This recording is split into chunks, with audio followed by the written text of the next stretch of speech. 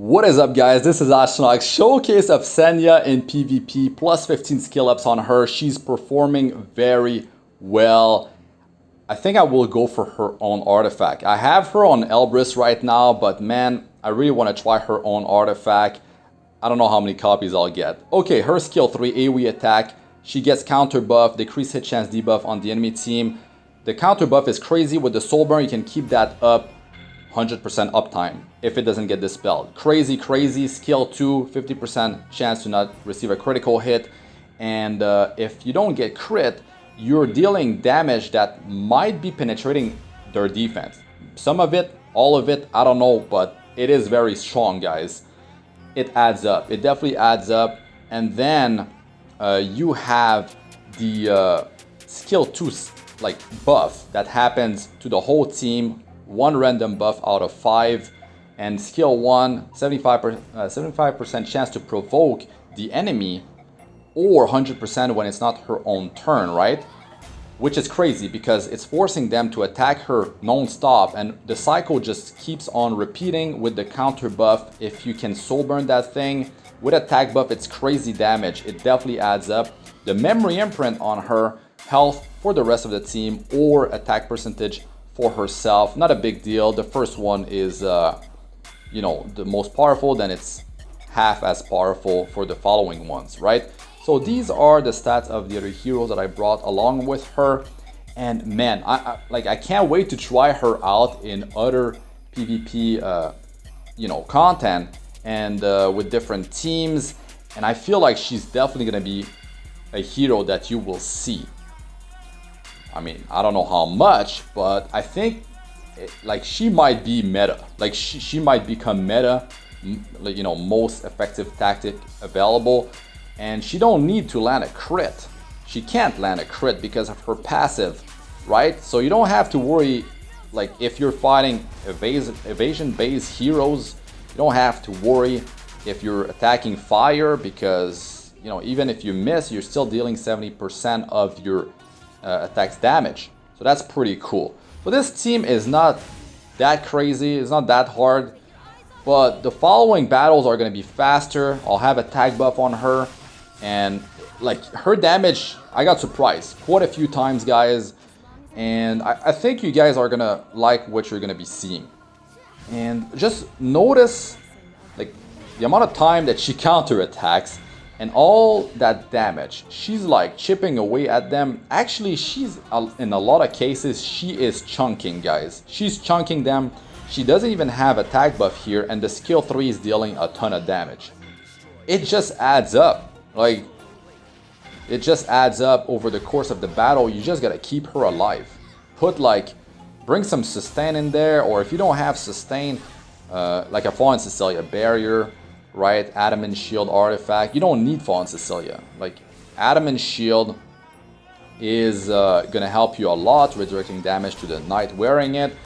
And if you have you know, sustain, that's gonna be great. You're gonna be able to stay much longer in the battle. But man, like, the damage is really good. Now you will see in the following battles with attack buff on herself, look at how much that skill 3 is hitting them for. And she can use that really fast if she soul burn, you know, non-stop, that skill number 3. Like, she just use it back to back. The counter attack buff stays on herself. If the enemy team that you're fighting, like if they're stripping that counter buff, which happens later on in another battle, well, yeah, Elbrus is still there, right? But if you had her on her own artifact, then yeah, that's it. You, like, no more counter. The fun is over unless you have her on a counter set. So I have her on a speed set, speed immunity, and of course it's not that great if you're going with like an auxiliary loss to push her, then you don't have the immunity for long. But maybe they're gonna counter whatever when you're using skill 3, and maybe that immunity set comes in handy. But in a lot of cases, you might not be able to bring an Oxlot in RTA. Might get banned or something like that, or you just might not pick him. Maybe you don't even have him. But, you know, stacking those layers of protection is a big deal.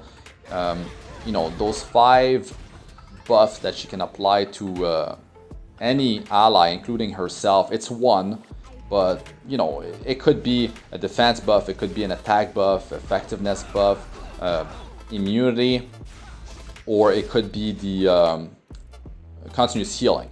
So they're pretty powerful buffs actually, but it's just icing on the cake, guys. Like, you don't need that stuff. And like, you know, as soon as you use the skill 3 the second time, like soul burning the skill 3 is really strong. It's sort of like soul burning the S3 of Ambitious Tywin. I mean, she's damage based. Ambitious Tywin is it's because like it's very dangerous. Like, he controls the enemy team, good uptime on the stun, and she just deals a ton of damage. She's chunking them, and it's great. It's great. My gear is not even god tier like a lot of you know, showcase I've done. A lot of my heroes had like really good gear. I feel like this gear can definitely be improved upon. She can definitely get more survivability, more effectiveness, even more attack. I don't even have the memory imprint. So yeah, there's a lot of room for improvement. And as you can see with the attack buff, pushing her with auxiliary lots and having Tagil's Ancient Book allowing her to soul burn the skill 3, you know, like every time she uses it is great.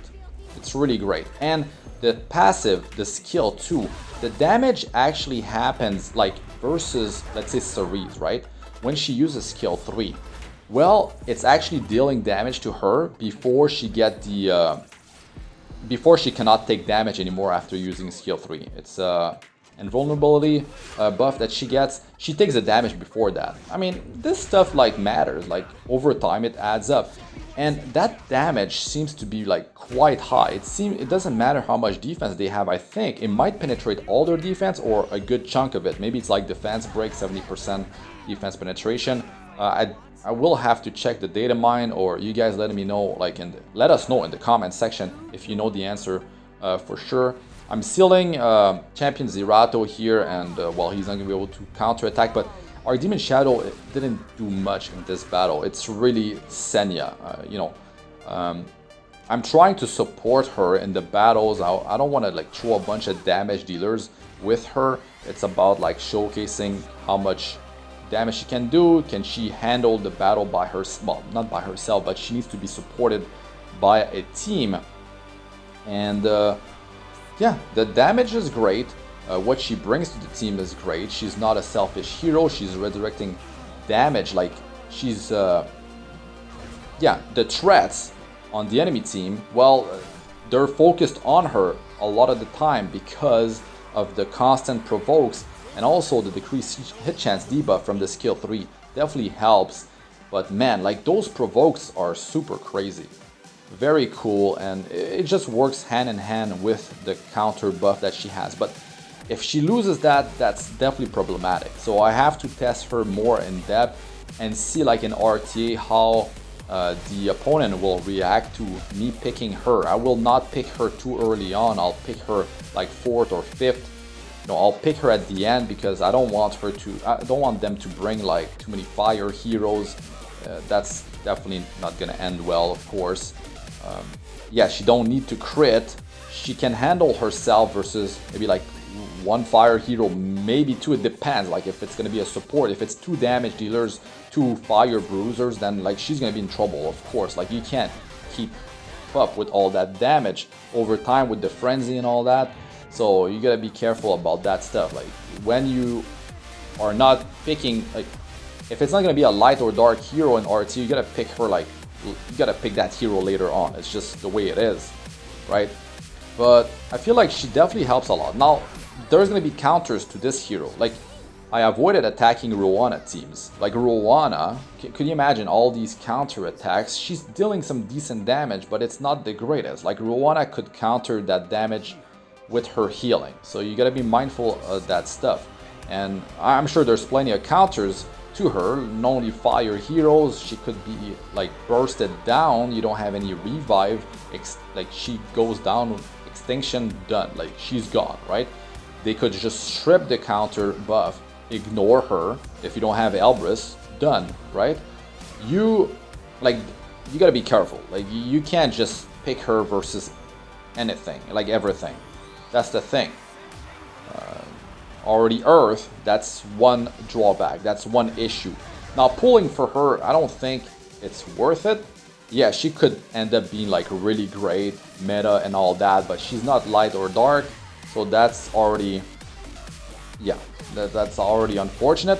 But I feel like she definitely has a lot of potential. Now the gear level, like the gear that you need for this hero, you can't just have like beginner gear, like, you know, early game, mid game players. This hero will not help you. Like, this is gonna be an end game hero for PvP mostly. I'm sure there's some usage to this hero in PvE content, but yeah, first and foremost, this is gonna be a PvP hero, and I don't think you should be pulling for this hero. Like, she's not even limited, right? Like, you might end up pulling her one day and she might not even fit your playstyle. Like, you might prefer some other playstyle later down the line, and you need a team. Like, you can't just have this hero and you'll win everything, right? Like, I'm using other heroes to keep her in play, or, you know, boosting her combativeness with auxiliary lots, attack buff, and attack percentage, memory imprint, you know, the healing and all that. So yeah, you gotta be careful about that stuff, guys. But I'll give you guys more of my thoughts later down the line in other videos.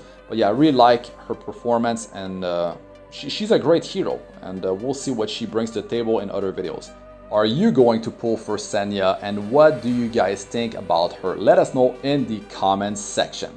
If you need an emulator to play Epic 7 or other mobile games, the one that I use is in the description with the instruction on how to install it properly. I'm Astranox. Good luck with all you do. Peace out for now.